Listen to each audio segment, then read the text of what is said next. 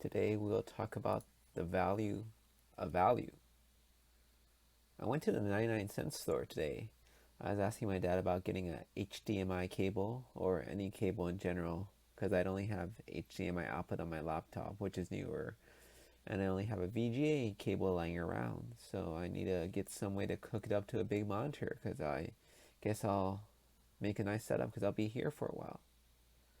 And the thing is, if you think about it, the 99-cent store is known for cheap things. Of course, there's a lot of proliferation now with the dollar store, Dollar General, Dollar Tree. But can you get HDMI cables from there? That's what my dad said. And actually, when I was looking online, it seems to be common for people saying just to get it from there. There's no difference, they say. So after queuing, I went inside. I looked around. It's pretty empty because they're limiting the people going inside. And they had a lot of stuff that was really cheap because I presumed if it's labeled, then it's that price. Otherwise, it's 99 cents by default. So Doritos, Cool Ranch, a flavor it was hard to find elsewhere. Oh, 9.5 ounces bag? Wonderful.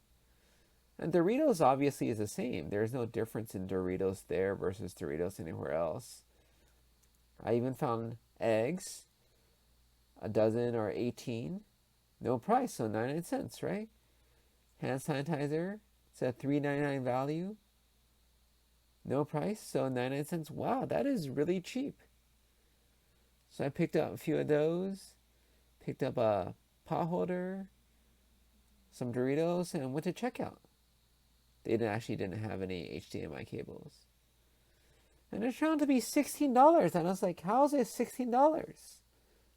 And it's because the items weren't 99 cents. It wasn't what it seemed. What is the value of something? Is a pack of Doritos worth $2? I would say it is. That's, what you could find better than on sale probably. On sale is probably $2.50.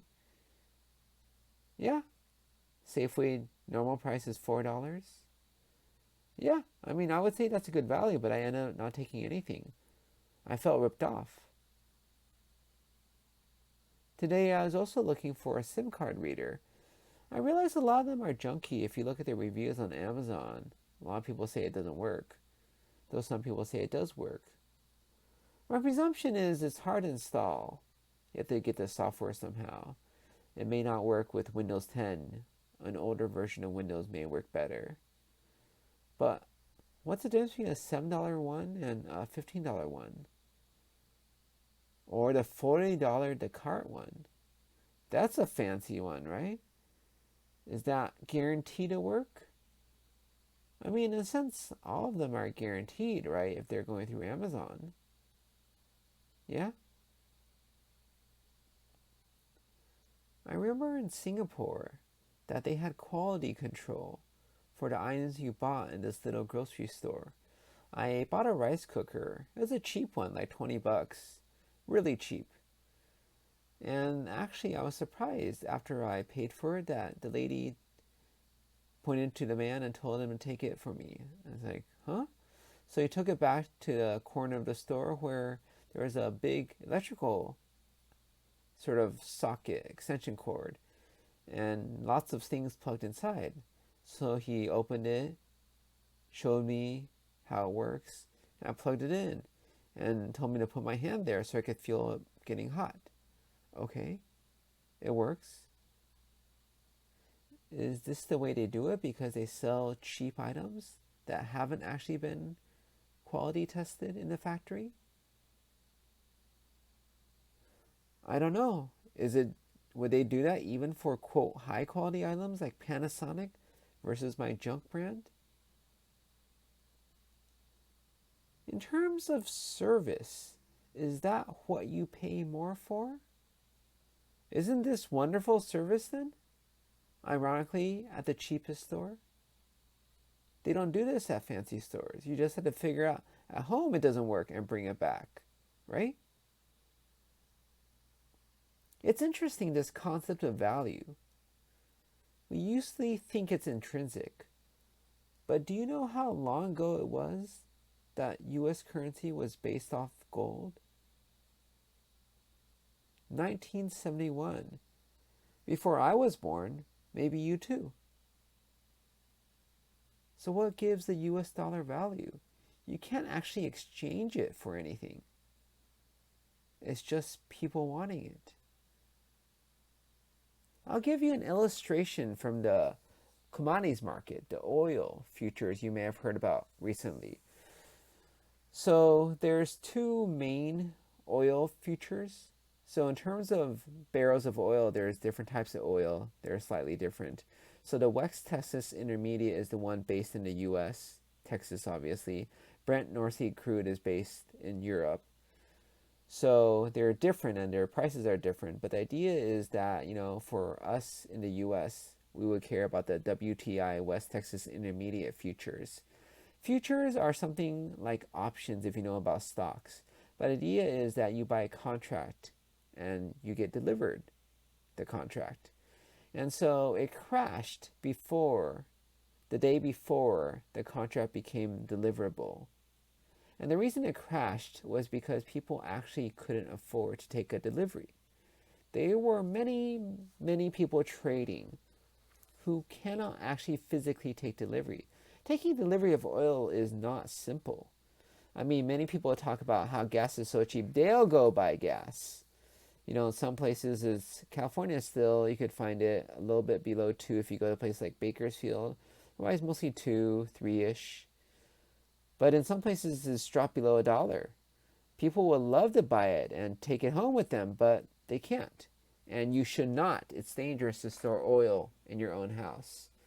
But the idea is that it physically takes money to take a delivery of oil. And most people didn't have the resources to do that. And so they just had to sell. And when it drops below a cent, it just goes negative. And it actually went negative. They had actually talked about this before and said definitely it's a possibility. And one of the organizations recommended that brokerages test their systems to see if they can handle that. So the idea is that something is so toxic, people will pay to get rid of it. Sort of like a hot potato that you just keep on passing around.